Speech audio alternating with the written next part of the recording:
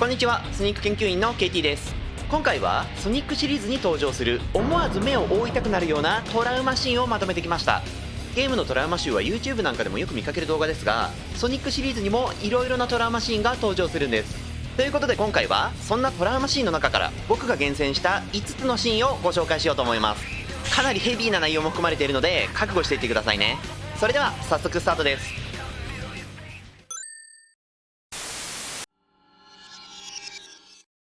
まず最初は2006年発売のソニック・ザ・ヘッジホッグ、通称新ソニで登場するシーンです。今作ではソレアナ公国という小さな国を舞台にソニック、シャドウ、シルバーという3人のハリネズミの物語が描かれます。ソニックはエッグマンにさらわれたソレアナ公国の公女エリスを救い出すため、シャドウは封印が解かれてしまった悪の存在メフィレスを再び封印するため、シルバーはイブリースという炎の怪物によって滅んでしまった未来の世界を救うため、各々が冒険へと出発します。そんな3人の物語が徐々に交差していき、さらには過去、現在、未来をも巻き込んだ壮大な物語が描かれる今作。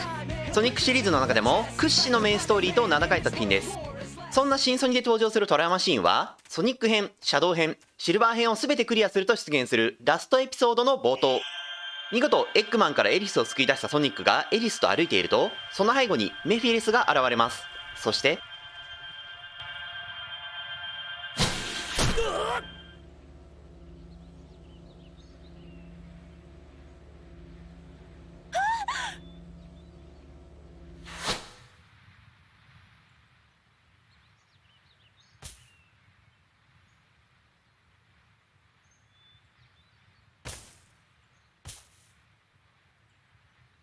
ソニック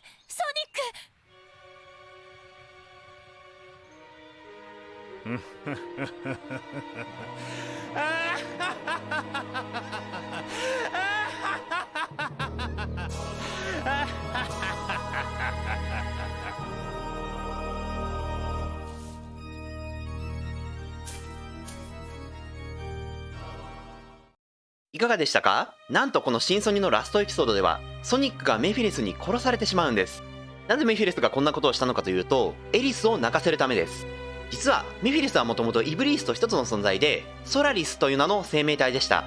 それが10年前に分裂してしまい、メフィレスは闇の帳というアイテムに、イブリースはエリスの体内に封印されてしまいます。封印が解けたメフィレスはイブリースも解放して再び一つになろうとするんですが、そのイブリースの封印を解く鍵がエリスの涙だったんです。しかしエリスは亡き父の遺言である何があっても泣いてはいけないという言いつけを忠実に守っていて、どんなに恐ろしい目にあっても決して涙を流しませんでした。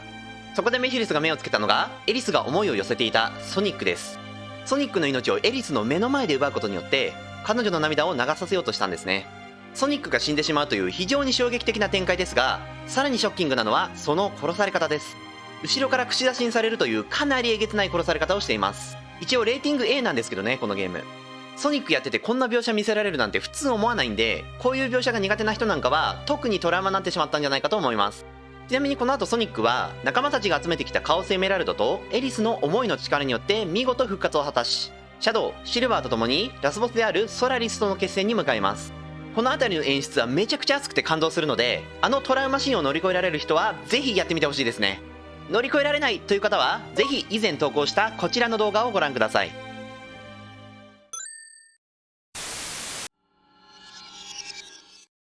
続いてはソニックアドベンチャーのラストエピソードに登場するシーンです。このゲームではソニックたちが何度か過去の世界に飛ばされて古代ナックルズ族の集落に迷い込みます。この古代ナックルズ族は非常に好戦的な民族で、ソニックたちが迷い込んだ時期はちょうど他国に侵攻しまくって領土を拡大していた時期でした。そんな古代ナックルズ族たちが次に目をつけたのは集落のそばにある神殿です。そこに安置されていたカオスエメラルドを奪い、さらに力をつけようとしたんですね。そんな中、一族の過激なやり方に違和感を覚えていた族長の娘ティカルはある日この神殿を訪れ、そこに住んでいたチャオとチャオの守護者であるカオスと親しくなります。しばらくは平和に交流していたティカルとチャオたちでしたが、いよいよ一族が神殿への侵攻を決めてしまいました。ティカルは族長である父親を必死に説得しましたが、それも虚しく、ついに古代ナックルズ族が神殿にやってきます。そこをどきなさい。いや、そこをどかんか。いやよ。あの7つのエメラルドさえあれば我々の力は確固たるものとなる。我々にとって必要なものなのだ。人の欲望は無限だわ。どこまで行ってもこれでいいってことがない。お願い、ここで勝ち切って。ふん、子供のざり言に付き合ってはおれん。構わん、行け。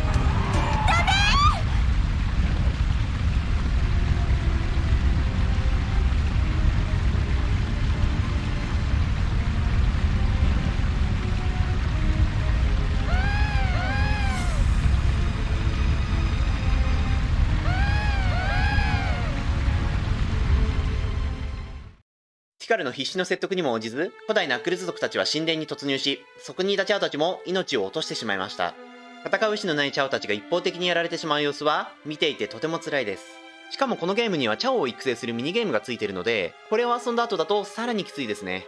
ちなみにこの後、チャオたちを殺されたことでカオスが激怒し、全てのカオスエメラルドを取り込んでパーフェクトカオスに変身。その力で古代ナックルズ族を滅亡させてしまいます。それでも暴走が収まらないカオスでしたが、ティカルが自分もろともカオスをマスターエメラルドに封印したことで一旦事態は収まりました。しかしティカルとカオスはそれから数千年間マスターエメラルドに閉じ込められることになるんで、決してハッピーエンドとは言えないですね。このシーンはソニックアドベンチャーの物語の核心に迫るシーンなんですが、あまりに悲しく残酷なので、見ていて心をえぐられた方も多いんじゃないかと思います。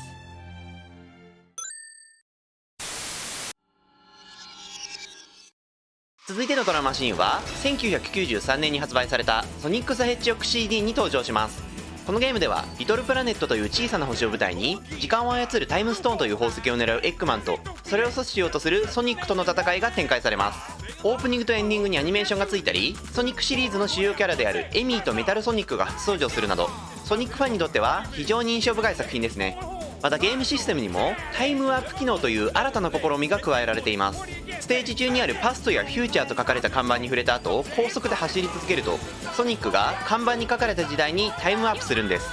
高速で時代を超えるという設定はまるでバックトゥザフューチャーのようですが、車ではなく自力でやってしまうあたり、さすがソニックさんですね。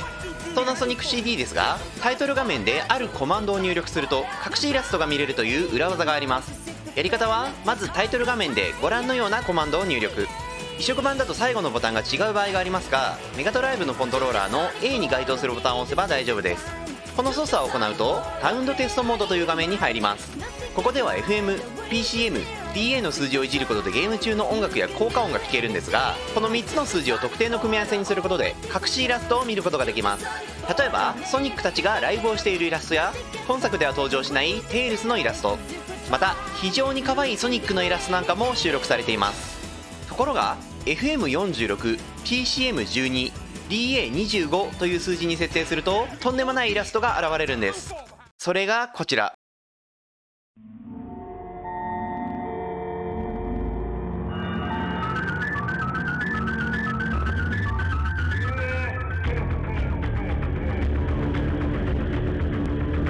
いかがでしょう。この数字を入力すると顔が崩れたソニックが大量に並ぶイラストが現れるんです。それだけじゃなくて不気味な音楽や笑い声なんかも聞こえてきます。またそんな雰囲気に全く似合わない楽しさ無限大セガエンタープライゼスという文字も気味の悪さを助長していますね。このイラストは右下の作者名と思われる記載からマジンガと呼ばれています。実はこのマジンというのは実在するセガの社員さんで、ソニック CD のエンドロールにも名前があります。ところがそれ以上の情報はなく、このイラストは一体何なのか、顔の崩れたソニックは何者なのかは未だに謎のままです。今でこそ有名になったこのマジンガですが、ソニック CD 発売当初にこれを発見した人は間違いなくトラウマになったでしょうね。ちなみに去年のハロウィンの時期にソニックの公式 Twitter にこのマジンガが登場するイラストが掲載されました。コミカルに描いていますが、気味の悪さが全く隠せてないですね。本当になぜこんなキャラクターを描いたんでしょう。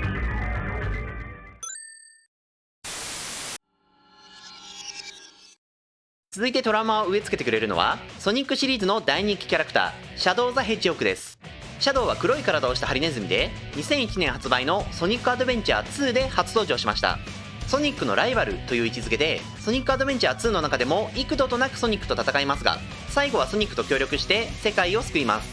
本来は今作限りの登場という予定でしたが、あまりの人気っぷりに急遽レギュラーメンバーの仲間入りをし、2005年にはシャドウを主人公にしたスピンオフ作品まで発売されています。そして今回紹介するトラウマシーンはこのスピンオフ作品に登場するシーンです。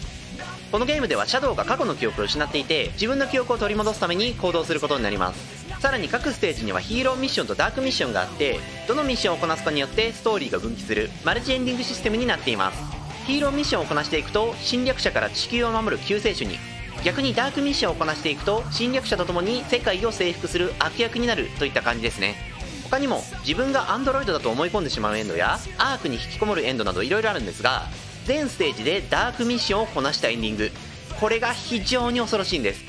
このルートのラスボスである政府のロボットとソニックを倒したシャドウが自分の存在意義を高らかに宣言します。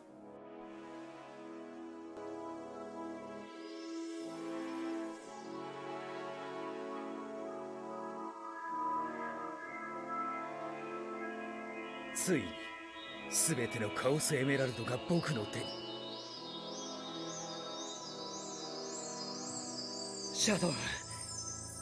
そいつで何をするつもりだ？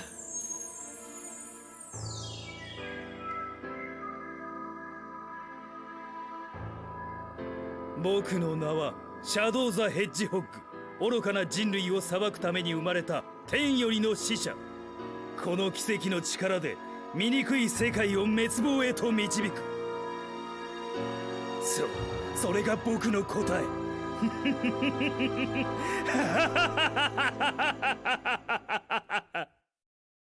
これまで味方だったシャドウが完全に人類の敵になってしまう衝撃的なシーンです。笑い方も完全に悪役ですよね。あとこのエンディングを見るには各ステージでダークミッションをこなす必要があるんですけど、このダークミッションの内容が人間の兵士を倒したり大統領が乗った飛行機を撃ち落としたりと基本的に悪いことなんで、罪悪感がえげつないんですよ。その結果待ってるのがこのエンディングですから、めちゃくちゃメンタルえぐられますよね。確かにシャドウは人類の都合で生み出され、大切な友人であるマリアを殺され、自身も長らく封印されるなど人類を恨んでもおかしくない仕打ちを受けています。ですが一方でシャドウはマリアから人類を守ってほしいという遺言も受け取っています。このゲームのヒーロールートやソニックアドベンチャー2ではこの遺言を思い出して世界を救う選択をしたシャドウですが、今回紹介したエンディングでは人類に受けた仕打ちしか思い出せなかったんですね。シャドウが敵になってしまったショックと後味の悪いエンディングのせいでトラウマになったという人もいるのではないでしょうか。ちなみにこのゲームには10個のエンディングが用意されていて、この全てを見るとラストエピソードが出てきます。一応このラストエピソードが静止で他のエンディングはパラレルワールドということになっているんですが、結局このエンディングも見ないとラストエピソードが遊べないので、真のエンディングが見たい方は覚悟してプレイしてください。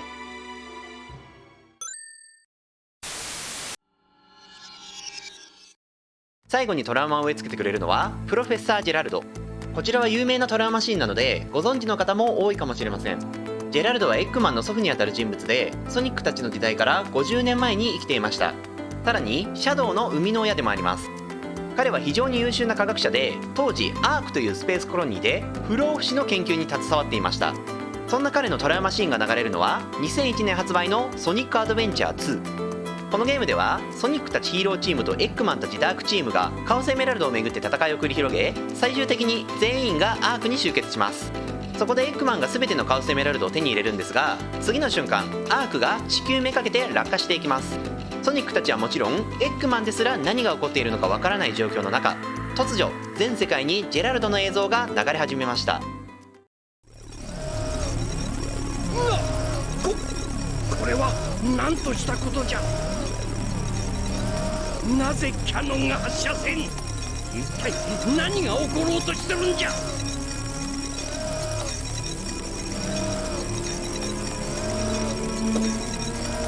れはわしのじいさんジェラルド・ロボトニック。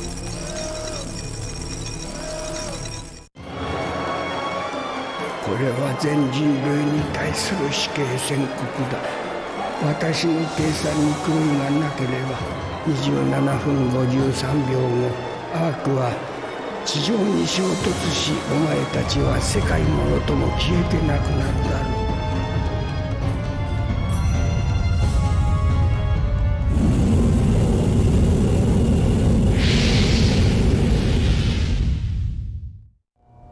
7つのカオスエメラルドが揃うとき、私はこの復讐計画がスタートするようにしておいた。プログラムはすでに不可逆だ。私から全てを奪った愚かしい人間どもよ、私と同じ絶望を味わうがいい。他に残すべきメッセージはあるか？ありません。構え。ねえ、何なのこれ。誰なのこの7つ人。のカオスエメラルドが揃う時、プロフェッサージェラルド・ロボトニック、世紀の天才科学者と謳われたわしのじいさんじゃ。なんだ、やっぱりお前のせいか。今すぐやめろ。さもないと。それができるくらいならとっくの昔にやっておるわ。説明してくれ。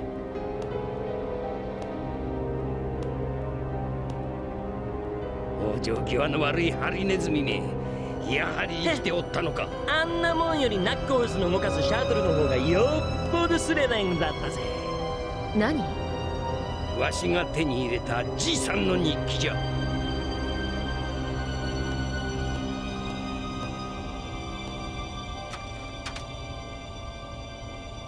わからない。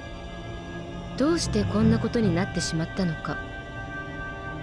究極の生物を生み出そうなどという考えがやはり間違っていたのだろうか。あの日コロニーに現れた軍隊、目的はおそらくプロジェクトの抹消だ。書の仲間たち、愛しい孫娘マリア、どうか無事でいてくれ。プロトタイプを封印するためか、コロニー全域が閉鎖された。パークの閉鎖は表向き事故として発表されたようだ。事故の犠牲者の中にマリアの名前を見つける。私は全てを失ってしまった。もう何もない。何も考えられない。復讐以外の何も。恐ろしい。一体私は何を考えているのか。誰かオリジナルのデータをもとについにシャドウを完成させた。記憶のコントロールも完璧だ。全てをシャドウに託す。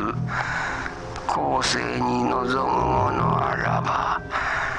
あれを目覚めさせよ。世界に絶望を望むなら。全人類への復讐を企てたジェラルドが自らの計画を告白するシーンです。察しがついた方もいるかと思いますが、この映像はジェラルドが処刑される直前に撮られたものです。彼はもともとは悪人ではなくて、むしろ非常に善良な科学者でした。そんな彼がなぜ人類を恨み、ついには処刑されてしまったのかというと、50年前に行われていた不老種の研究の一環で人工生命体を作るというプロジェクトがあったんですが、ある日その実験サンプルが暴走してしまう事故がありました。そして事態を重く見た当時の政府がプロジェクト自体の隠蔽を決定し、責任者であったジェラルドは人類を脅かしたマッドサイエンティストの汚名を着せられ処刑されることになったのです。しかし彼を復讐に駆り立てた動機はこれだけじゃありません。ジェラルドが狂ってしまった大きな原因は、政府による隠蔽作戦の最中に大切な孫であるマリアを失ってしまったことでした。そのことを知ったジェラルドは悲しみと恨みから狂ってしまい、処刑される直前に人類を滅亡させる恐ろしい計画を用意するに至ったんですね。ジェラルドが狂っていくにつれて字幕の文字がおかしくなっていくのが何ともおぞましいです。ですが彼の境遇もあまりに残酷で悲しいですよね。ジェラルドの境遇と恐ろしい映像が相まって二重でメンタルをやられるトラウマシーンです。以上、ソニックに登場するトラウマシーンの解説でした。普段は明るく爽やかなイメージがあるソニックですが、なかなかヘビーな内容が多かったかと思います。ソニックのトラウマシーンはストーリーの終盤に登場することが多いです。エンディングの感動や達成感を際立たせるために使われてるんですね。マジンガはまたちょっと話が違いますけどね。なのでこういったトラウマシーンが登場する作品は基本的にストーリーがいいので、今回紹介したトラウマが登場するゲームたちもゲームでストーリーを重視する方には特におすすめです。やったことないゲームがあった方はぜひ一度やってみてください。といったところで今回の動画はここまでで終わりたいと思います。動画が気に入っていただけましたらチャンネル登録や高評価、たくさんのコメントなんかもぜひよろしくお願いします。それでは次の動画でお会いしましょう。